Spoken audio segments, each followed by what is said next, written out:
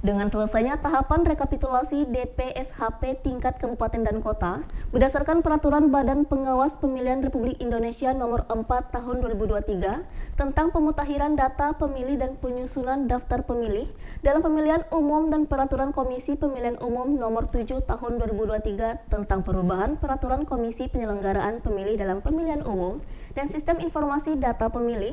Untuk itu, Bawaslu Kota Padang mengadakan rapat koordinasi data pemilih tetap DPT pasca rekapitulasi DPSHP Kabupaten Kota. Tujuan rakor ini dalam sambutannya, Ketua Bawaslu Kota Dori Putra mengatakan memberikan pemahaman terkait kesadaran akan hak pilih serta memastikan penduduk yang telah memenuhi syarat sebagai pemilih pada pemilihan umum 2024 dan meningkatkan edukasi, kolaborasi, publikasi, partisipasi masyarakat dalam rangka pengawasan partisipatif pada tahapan pemutakhiran data, penyusunan daftar pemilih, serta sebuah upaya pencegahan pelanggaran pada pemilihan umum DPR, DPD, DPRD, dan Pilpres 2024.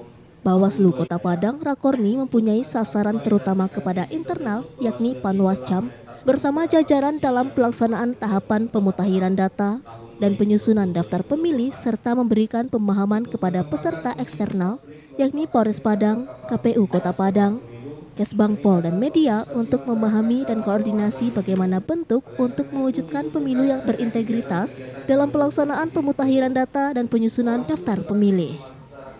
Dari Putra menekankan kepada seluruh petugas Panwascam tetap menjaga integritas dalam bertugas dan selalu berkoordinasi dengan Bawaslu Kota Padang apabila ada pelanggaran peserta pemilu.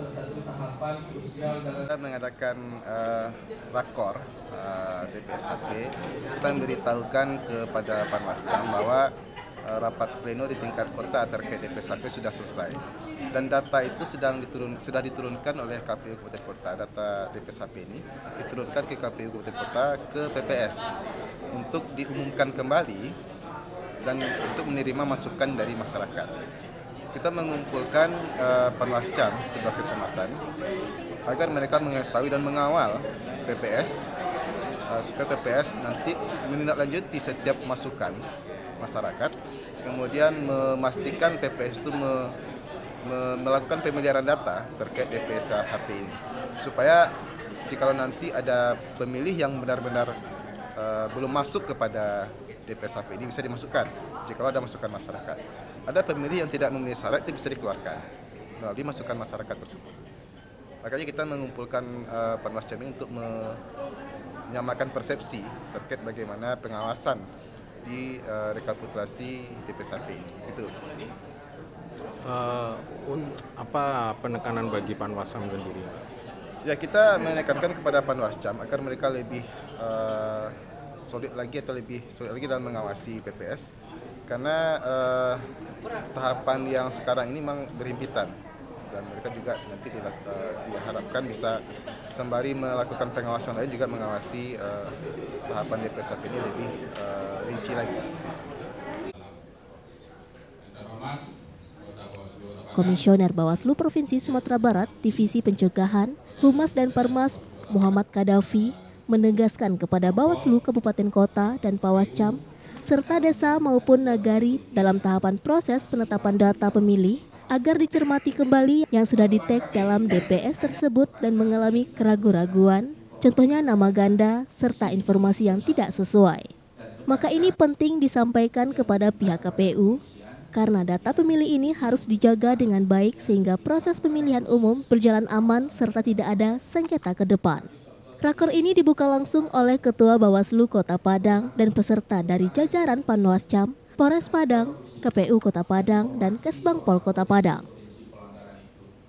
Di proses tahapan data pemilih hari ini, kita ingin tegaskan betul kepada teman-teman di jajaran kabupaten kota, di Panwascam, di kelurahan dan desa, dan nagari, agar ini menjadi fokus kita untuk dicermati kembali apa yang sudah diumumkan melalui DPS tersebut, kemudian dicermati, diperhatikan kembali. Jika memang ada yang menjadi potensi akan untuk mengalami keraguan-raguan, misalnya namanya yang ganda atau informasi lain yang tidak sesuai, maka penting ini diinformasikan kepada teman-teman kita di KPU.